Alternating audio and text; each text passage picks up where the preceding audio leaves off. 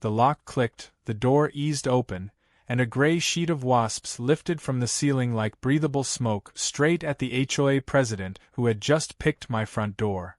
For one suspended heartbeat she stood with a bobby pin between glossy teeth, pupils shrinking to pepper flakes, and then thermodynamics did what thermodynamics does. Warm air rushed, the colony rode the current, and Karen finally found a pitch no soprano would envy. I didn't set a trap. I set boundaries. She stepped over them with a stolen key and met physics on the other side. Today, now that we're acquainted, I'm Evan. Engineer by training, homeowner by stubbornness, and accidental main character of the neighborhood app.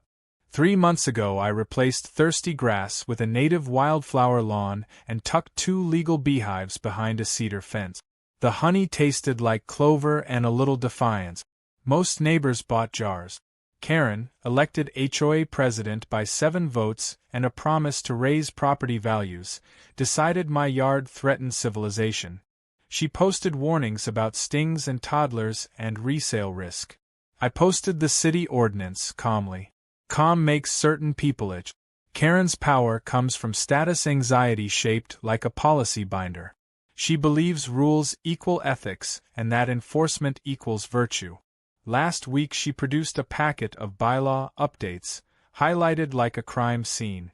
One handwritten clause tried to grant board members discretionary entry for safety inspections using a master key.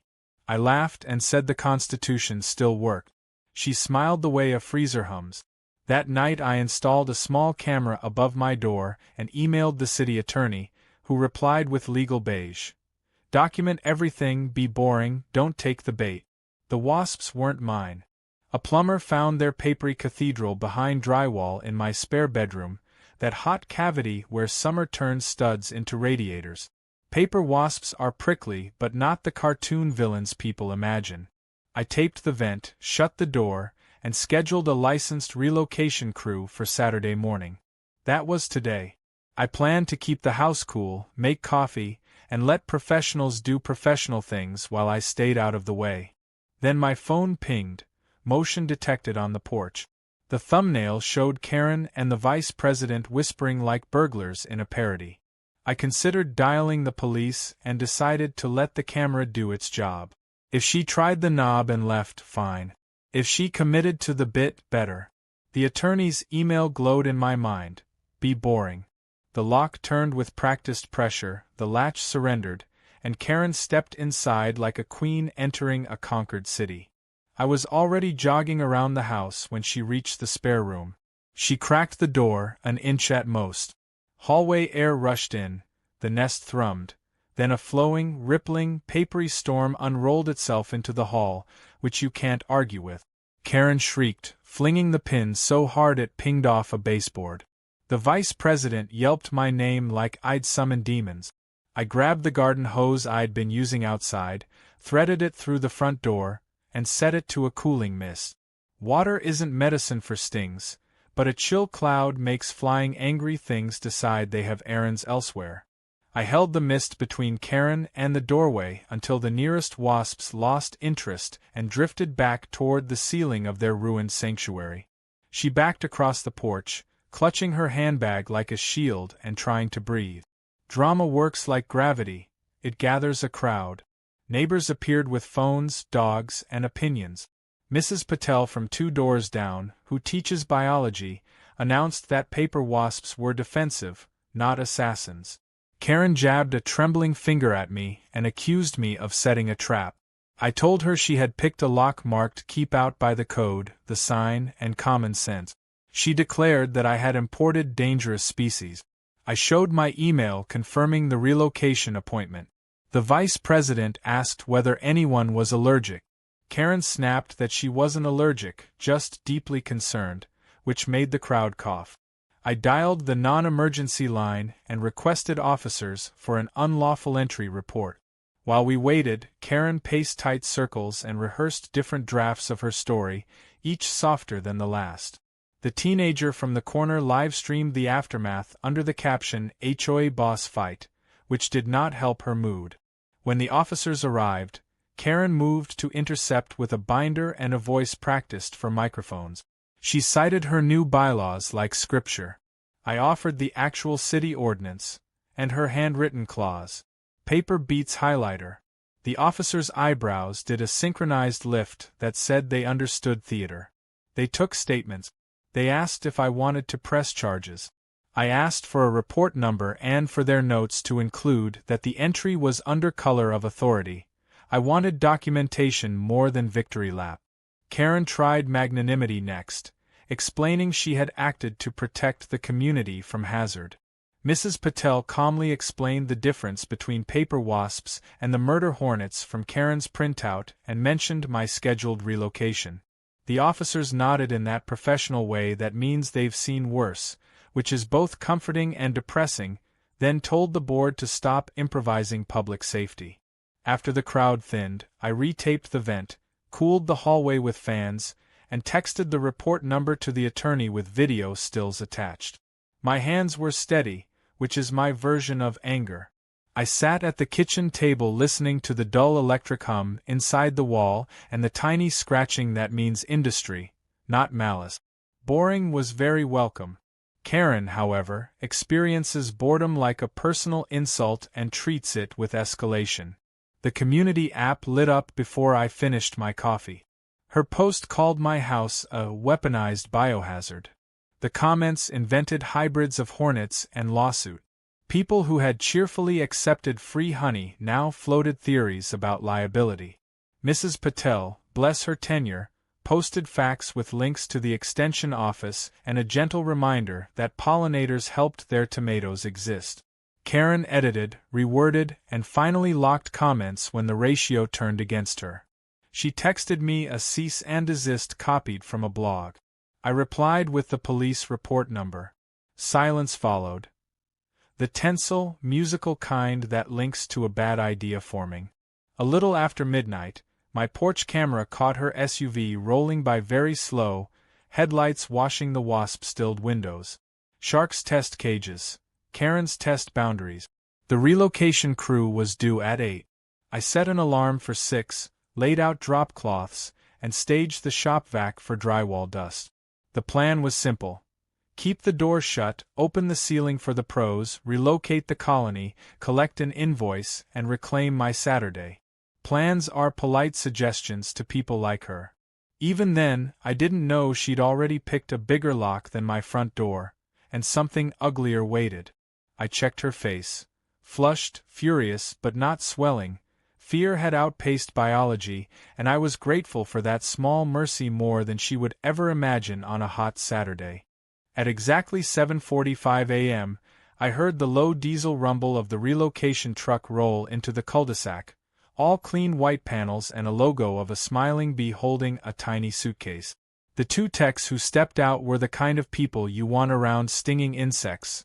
Calm, practical, wearing coveralls with more pockets than NASA flight suit. One introduced himself as Mark, the other as Tony, and they both spoke in that unflappable tone that tells you they've dealt with worse than whatever you're about to throw at them. I walked them through the plan. Wasps in the spare room wall cavity, vent sealed, door shut, ceiling access preferred, and minor detail. Uninvited HOA president tried breaking in yesterday and got a free preview of the swarm. Mark raised an eyebrow, Tony laughed under her breath, and both said they'd seen stranger things. They laid out tarps, assembled a long flexible hose that looked like it belonged in a sci-fi movie, and started prepping the vacuum containment unit. The process was simple but elegant. Low suction to gently collect the wasps into a ventilated chamber, keep the nest intact, relocate to a safe area where they could continue their business far from cul-de-sacs and Karens. I was just beginning to relax when my phone buzzed with a text from Mrs. Patel. She's back. Dressed like she's going to war. I checked the porch cam and, sure enough, Karen was marching up the sidewalk in a wide-brimmed sun hat, gloves, and a dust mask, trailed by two HOA board members, one carrying a clipboard, the other holding what looked suspiciously like a can of bug spray big enough to kill a horse. I stepped outside, partly to intercept, partly to save the techs from a bad morning. Karen didn't even greet me. She launched straight into an accusation, pointing at the truck like it was a getaway car. She claimed that removing the Wasps was evidence I knew they were dangerous and that my delay in doing so was negligent endangerment. I reminded her the removal appointment had been booked days before she trespassed, which she tried to reframe as a community safety inspection. The man with the clipboard nodded along like a bobblehead, and I realized he wasn't here to witness. He was here to document ammo for whatever meeting she planned next. Mark and Tony emerged, and Karen pounced, demanding to see their permit. Mark calmly handed her laminated copies of state licensing, county pest control certification, and even a relocation authorization form. Most people would have been embarrassed into retreat. Karen just pivoted, claiming that HOA policy required supervision of any wildlife removal. I told her HOA policy didn't override private property law, and she responded with that syrupy, "We'll see about that," tone people use before they find out the law has teeth. By then, a small crowd had gathered again, neighbors pretending to water plants, joggers slowing to a walk, a dog walker looping the block twice. Karen thrives on an audience, so she turned up the theatrics, detailing the attack she'd endured yesterday. She left out the part about the lockpicking, of course, but I noticed she was careful not to say sting or allergic, just traumatizing and life-threatening atmosphere. She kept darting glances at phones recording her, which told me she wasn't entirely oblivious to optics. Mark interrupted politely, explaining they needed to start the extraction before the day heated up. Karen, of course, wanted to observe. I told her she could observe from her driveway. She crossed her arms, planted her feet, and declared she had the right to stand on community land. Unfortunately for her, the patch of grass she was referring to was my lawn. I told her to step back or I'd call the same officers from yesterday. She flinched at that, then retreated to the sidewalk, still within earshot, still narrating for her clipboard audience. Inside, the work was methodical. They cut a neat access hole in the ceiling, revealing a layered paper palace clinging to the joists, humming with wasp traffic. I watched through the doorway as they positioned the hose and began the slow, careful process of coaxing the colony into the containment unit. The sound was mesmerizing, soft rustling mixed with the low hiss of the vac. It was almost peaceful until I heard the muffled sound of my front door creak again. My stomach sank. I spun around to see the HOA vice president, clipboard guy, standing halfway in, looking like a kid caught in the cookie jar. He mumbled something about documenting the hazard. I told him to step outside immediately. He hesitated, glancing toward the spare room like he wanted a peek. Tony, bless her, emerged with the hose in hand and a very pointed, "Sir, you're in the work zone. You need to leave." He shuffled out without another word, but the damage was done. Karen now had the story she wanted. The board had attempted to document unsafe conditions and been intimidated out. The extraction wrapped up smoothly. Mark sealed the containment unit, labeled it for relocation, and patched the ceiling temporarily. He handed me the invoice and a relocation certificate with GPS coordinates for the drop site. Karen's eyes lit up at the paperwork like it was a treasure map. I tucked it into my folder before she could lunge for it. The text loaded up and drove off. I thought maybe this would be the end. But Karen doesn't believe in endings unless she writes them. That evening, a new post appeared on the community app with the title, Biohazard Cover-Up. She claimed the HOA was being denied access to critical safety evidence, that removal of the aggressive swarm was done without HOA oversight, and that certain residents were acting against community interest. The comments section was a mix of popcorn emojis and Karen, seriously? But she had enough loyalists to keep the fire smoldering. The next twist came 2 days later when I received a certified letter, not from Karen but from the HOA attorney.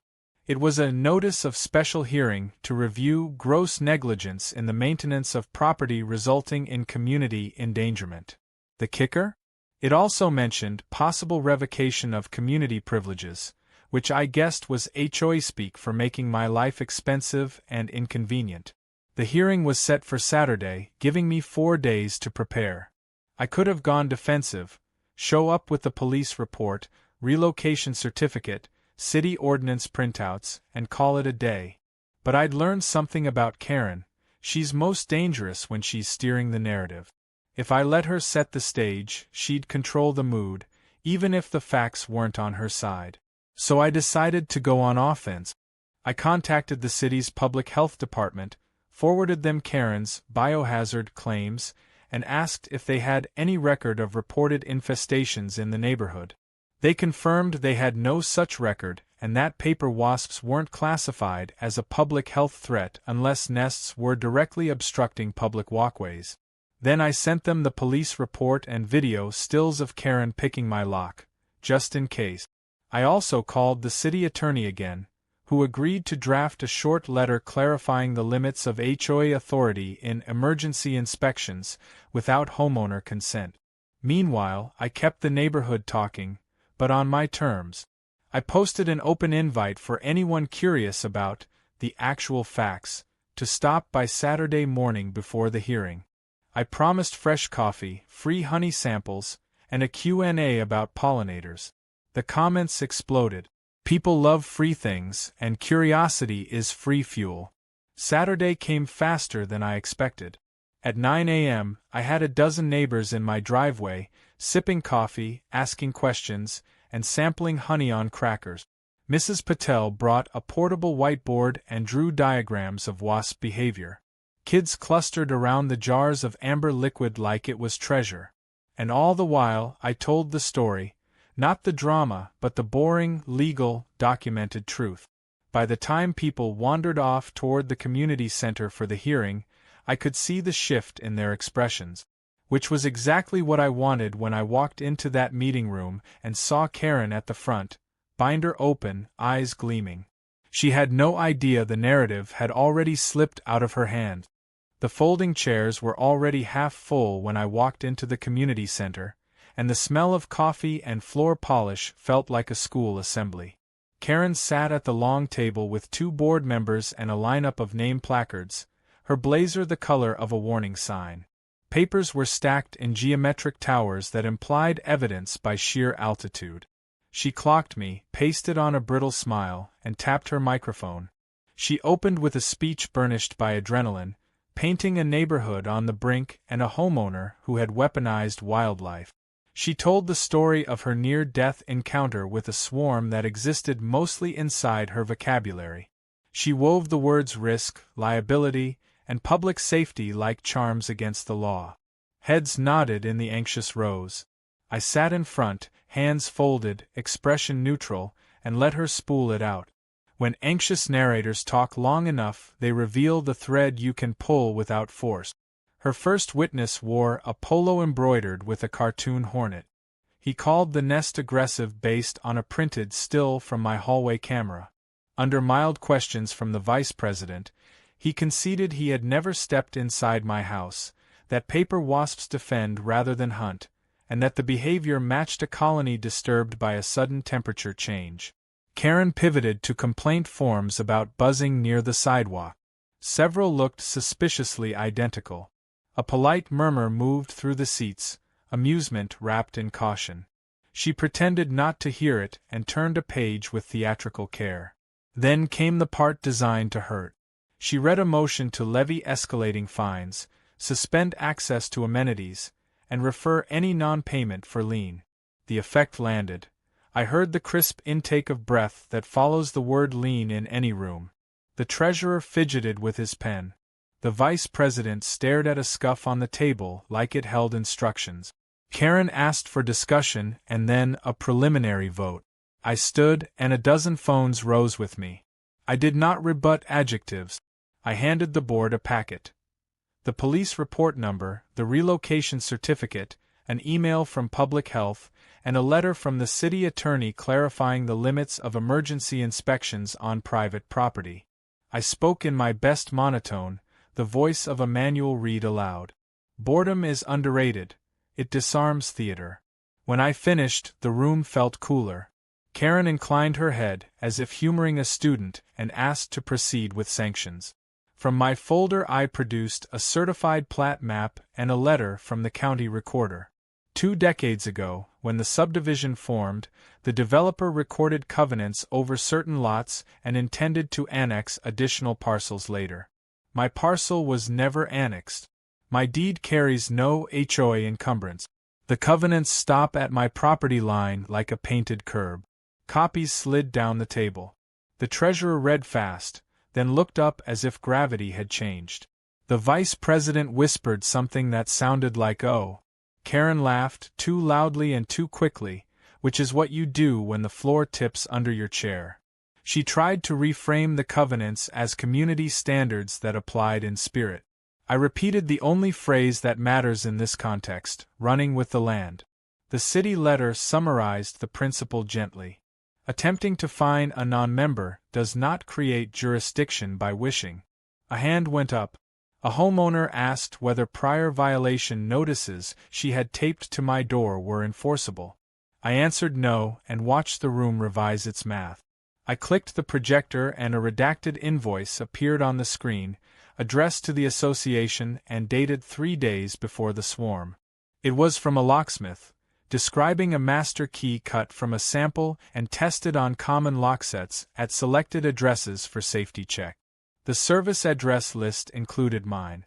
I obtained it by requesting any vendor work orders referencing my property. The room made a different sound now, quieter and heavier. The treasurer asked whether the board had voted to commission such a key. Silence answered first. Then the vice president said no. Karen called it proactive risk management. Neighbors did the math with their faces. Hands went up, tentative, asking if anyone else had endured a test. More hands followed, slow and unhappy. I said I was not here to accuse anyone of a crime. I was here to ensure no one believed they had authority they did not. That distinction matters because people cling to self-image long after facts have pried at it. Before the temperature could rise again, the door opened and a man in a gray suit walked in. He introduced himself as counsel from the city attorney's office, attending at my request to clarify jurisdictional boundaries. He did not take sides. He read 2 short paragraphs into the record. One affirmed that HOAs are private associations with contractual reach limited to their members. The other reminded everyone that entering a residence without consent is unlawful regardless of organizational title, and that public safety exceptions are narrow and fact-bound. He thanked the board, sat in the second row, and folded his hands. Karen tried tone next. She accused me of staging the Wasp moment to humiliate her. I said I had scheduled a licensed relocation, that I regretted the fright, and that I had held a cooling hose between her and the door. You could feel the room sort the difference between malice and consequence. The vice president announced he would not support sanctions. The treasurer followed with a motion to suspend any action and review governance around vendor access. Carried 2-1. Karen clenched her pen hard enough to leave a dent in the table. Public comment opened, and the meeting slid from spectacle to risk management. A mother mentioned scratches around her deadbolt last month. An older man said he never authorized anyone to test his lock. Mrs. Patel proposed an audit of board actions that touched homeowner access. Phones recorded everything. Karen, recognizing the tide, tried one more maneuver. She introduced an emergency motion to classify my property as a nuisance under a clause about dangerous activities, a predicate she claimed allowed referral to the city for abatement. She asked for a vote before nerves could cool. Before votes could land, I projected a final document, a letter from Public Health signed the previous afternoon affirming no nuisance condition at my address and stating that the removed paper wasp nest posed no continuing risk. A representative stood and confirmed it for the minute. The vice president moved to adjourn to consult counsel regarding the master key issue and covenant limit. Carried again 2-1. Karen told the room this was not over. It is never over for people who build identity out of friction. Outside, under sharp sun, neighbors approached with the careful friendliness that follows public conflict. Some apologized for believing the posts, others asked practical questions about pollinators. By evening a plain flyer appeared on the clubhouse board, a notice of intent to recall directors, typed by someone else. That was not my project. My project was my door. After midnight my porch camera caught a smaller figure than Karen in a hoodie kneeling beside the frame with a can. Morning air smelled sharply of solvent. I woke to a chemical tang that turned the back of my throat raw, the kind of smell that waters eyes before the brain names it. Solvent. My porch camera held 38 seconds of a hooded figure at 2:13 a.m., gloved hands moving with jeweler focus. The lock looked normal from the sidewalk, but the keyway glittered. Superglue. A pinhole in the strike plate would shear a screw when the bolt extended. Sabotage designed to jam the door for seconds that matter. Whoever did it understood patience and petty engineering. Both live in bylaws if you let them. The locksmith arrived with a rolling case and a calm nod, the way surgeons bring silence into chaotic rooms. He worked the cylinder free and held it to the light. Whoever flooded the pins knew what they were doing. The glue was wicked deep with a syringe, then misted with accelerator to crystallize fast. He angled a loop and showed me tiny starbursts on the wafers, bubbles trapped like fossils. A patient saboteur had also shaved metal into the keyway to score future keys. He collected shavings, bagged the cylinder, and said the pattern looked like someone who enjoys rules more than locks. While he drilled a clean new bore for a high-security lock, my phone pinged with a voicemail from the HOA's attorney reciting courtesy while practicing cruelty. The board had recorded a notice of assessment lien for unpaid fines tied to hazardous conditions and non-cooperation, amounts to accrue monthly. I was, of course, not annexed, but liens frighten lenders, not just borrowers. I called my mortgage servicer and got a sympathetic human who explained sympathy doesn't beat software. Their system flagged collateral impairment, and my excellent refinance offer evaporated as politely as a door closing. Boring is armor, so I put it on. I drove to the recorder with a folder labeled like a science fair display. Deed, non-annexation letter, city memo, police reports. I filed a sworn affidavit of non-coverage with attachments and asked the clerk to add a note to the lien entry referencing my affidavit and the report numbers. She couldn't erase anything, but she could make sure any title search saw my evidence beside the accusation. On the way out a detective left a message asking for the sabotage footage. I sent it before I reached the parking lot. The envelope taped to my door by afternoon was not from the HOA. It was from County Court, stamped in purple with urgency. Ex parte temporary restraining order, applicant Karen Davies, alleging harassment, intimidation, and weaponization of stinging insects. The order barred me from keeping, maintaining, or encouraging colonies within 100 feet of any property line and required me to avoid direct or indirect contact with the applicant. It was a legal snowplow, pushing rights aside in one pass until a heavier vehicle could push back. Her declaration read like a thriller written from memory of the trailer. I had allegedly threatened to release a swarm if she continued to enforce standards, posted taunting videos of her near attack, and instructed neighbors to harass her online. She attached the teenager's stream with captions cropped to hide context, and a still of me holding the cooling hose as proof of dispersal. A masterclass in framing. Compress time, blur cause, isolate a gesture, and let fear provide the verbs. Fear is a lazy author. It writes quickly and edits nothing. I called my attorney and the city attorney's office. The deputy who'd spoken at the hearing couldn't represent me, but he could submit a corrective memo. Paper wasps and managed honeybees are not interchangeable. The wasp colony was removed, and my hives were inspected and legal. I reached the state apiary inspector, who agreed to appear by phone and bring last month's inspection report. The locksmith agreed to testify about the glue and the drilled strike. We built a dull, heavy bridge of facts for a judge to walk across without slipping on narrative. Court was a narrow room that smelled like old books. Karen arrived in careful navy, voice trembling with rehearsal.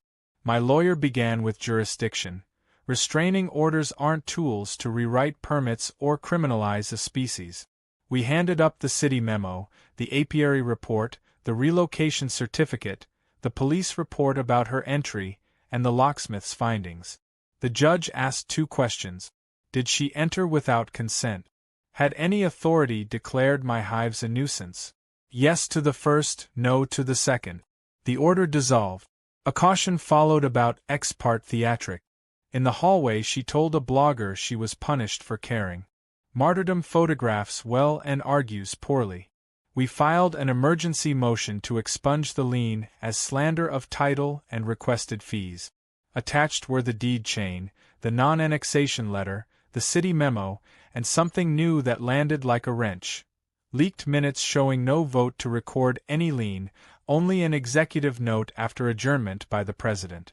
The court set a hearing for the following week. The recall petition gathered signatures beside grocery carts and dog water bowls. I did not lead it. I baked cookies for the table where others did. Delegation is also armor. It spreads heat. We planned a honey barbecue, a pollinator education tent run by the apiary inspector, and a bring-a-chair policy that turns strangers into neighbors. It was inoculation and service in the same frame. If Karen wanted a stage, I would build a larger one and let competence perform. The RSVP post on the app filled with emojis that look like confetti until you remember they're just pixels. But pixels can shift a mood if you let them. And then a new email slid into my inbox after midnight, the kind that shortens sleep. It came from the successor to the subdivision's developer, the company that still owned the Greenbelt and held dusty easements. The HOA had asked them to ratify an annexation plat correction that would sweep several edge parcels, mine included, under legacy covenants for consistency. If signed and recorded, the paper would say I had always been theirs. Audacious and dangerously plausible, because corporate officers sometimes sign old headaches away just to sleep. I pulled the deed chain and built a timeline like a museum tour. Original plat, unrecorded annexation intent, developer bankruptcy, successor assignments, my purchase, the absence of any annexing instrument.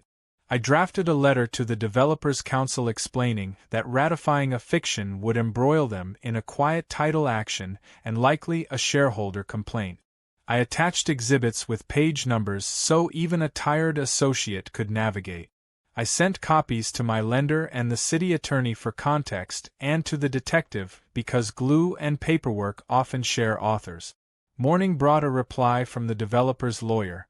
No signatures without court guidance, and an invitation to meet. It also brought an eerie quiet from Karen on the app that did not feel like surrender, more like breath before a dive. The porch camera showed only moths.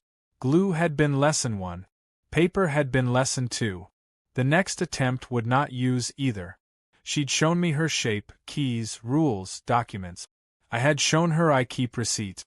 The next move would sting without wings. Soon, very soon. The Developers Council set the meeting in a glass-walled conference room that made us feel like specimens. I wore boring gray and carried binders because competence photographs well. Karen arrived with her attorney and a rolling briefcase. The developer's lawyer, precise and unshakable, said they wanted clarity, not conflict. She asked who authorized the HOA to request annexation ratification. Karen answered, the board. The vice president, invited after admitting he was done being background scenery, said there had been no vote. Karen tried emergency authority. The lawyer asked what emergency required rewriting property history. Karen said bees and biohazard. The lawyer cited the public health letter and the relocation certificate and moved on. Then she produced the plat and covenant index and said my parcel was never annexed and could not be annexed retroactively without a court order. Silence acquired edges. We recessed while the Developers Council called her title team. In the hallway the detective from the Sabotage case appeared with a utility security tech. They had traced late-night pedestal failures to careful tampering the same week my lock was glued. A warrant opened an HOA storage unit. syringes with residue, accelerator spray, a strike plate drill bit, and a spreadsheet labeled safety check. Purchases were on the HOA card. Deliveries went to Karen's porch. An arrest would follow processing. Back inside, the Developers Council announced no ratification without a court order and invited a public forum in the park that evening. Karen objected. The lawyer said sunlight was cheaper than litigation. The park smelled like onions and cut grass. Our pollinator tent showed a capped queen. The apiary inspector answered questions. The Developers Council opened the mic. Neighbors told small histories. The vice president confessed. The master key invoice, the unvoted lien, the pressure to call everything safety. He apologized. The crowd went quiet. The detective held up an evidence bag and explained glue plus accelerator. A suspect would be arrested. He didn't name her. Silence did. Karen tried to seize the microphone. The Developers Council kept order. Karen announced she was temporarily resigning while she cleared her name. Neighbors lined up at the recall table anyway. The lien hearing moved like a broom across glass. The judge called the assessment void as to a non-annexed parcel and the filing reckless. He awarded fees and set a later hearing on slander of title. Outside, the vice president asked how to prevent a sequel. I told him boring structure beats improv. So I wrote. I drafted a governance amendment banning master keys, requiring recorded votes, mandating audits for anything touching access or safety, and forbidding vendors without 2 signatures and a posted notice. It affirmed that non-members cannot be fined and added a sunset review. That afternoon the detective called. Purchases for solvent, syringes, and the drill bit traced to the HOA card and, through delivery records, to Karen's porch. She was booked for vandalism and for filing a false instrument tied to the lien. I went for a run until my temper cooled. That evening the Developers Council emailed scans of the original covenant. On page 31 a handwritten rider said that if the association dissolved or abandoned maintenance, the greenbelt and stormwater swales would pass by easement to abutting edgelot owners until a new association formed. Stewardship would fall to the edges rather than vanish into weed. I walked the greenbelt with the rider in my pocket at sunset. A brass survey disc lay half swallowed by soil. The clause was a failsafe. 2 weeks later the board adopted the fixes and introduced a joint maintenance agreement under the rider. Mrs. Patel volunteered to coordinate native plantings. The vice president became president by vacancy math. They asked me to fill the empty seat. I agreed to a short term to finish the audit and implement the boring. Karen pled to vandalism, paid restitution for locksmith work on 3 addresses, resigned formally, and moved across town. The app quieted into recipes and lost pets. My refinance reappeared. The lien vanished from the index. The locksmith replaced my door with a slab that closes like a promise. A few nights later the teenager from the corner asked how to start a tiny hive. We set a jar under a slow drip of honey and watched a bubble rise. I told him queens serve continuity. I said I had planned 2 things: follow boring processes precisely and keep my door locked. On the first cool Sunday of fall we held a work day in the Greenbelt. We planted asters and goldenrod and moved river rock. A taco truck parked by the curb. The new president read a short, forgettable statement about maintenance. Mrs. Patel handed out seed packets labeled patience. I set a small wooden sign near the swale. Watch your step, new roots. On my way home I paused at my door and studied the new lock. I thought about the gray sheet of wasps, the cooling mist, the evidence bag, the rider, and the quiet that followed. People think the moral is that wasps are dangerous. They aren't. The moral is that systems, legal, mechanical, social, are nests too. If you respect their walls, everything hums. If you tear at them, you meet what lives inside. Before we packed up from the forum, the Developers Council announced she would file a memo in the county record summarizing the evening and confirming the company would not sign any ratification touching edge parcels without judicial guidance. The judge, carving boredom into law, asked whether any lawful authority had declared my property a nuisance, and whether the association had contractual reach over my deed. The answers were no and no, and the order followed. At home I printed the fixes and invited comment. Mrs. Patel circled the sunset clause and wrote good hygiene. The new president underlined the audit rule and wrote finally. 2 neighbors added their phone numbers and a note saying they were willing to help. On the next Saturday morning we walked the greenbelt with clipboards and counted valves, drains, and trouble spots. The president stopped beside the brass survey disc and said he had never noticed it. We ended at the corner where the path meets the street and watched neighbors drift home under light. It wasn't triumph. It was maintenance, the hero of a livable place. I locked my door and let the latch click like punctuation on a paragraph that made sense.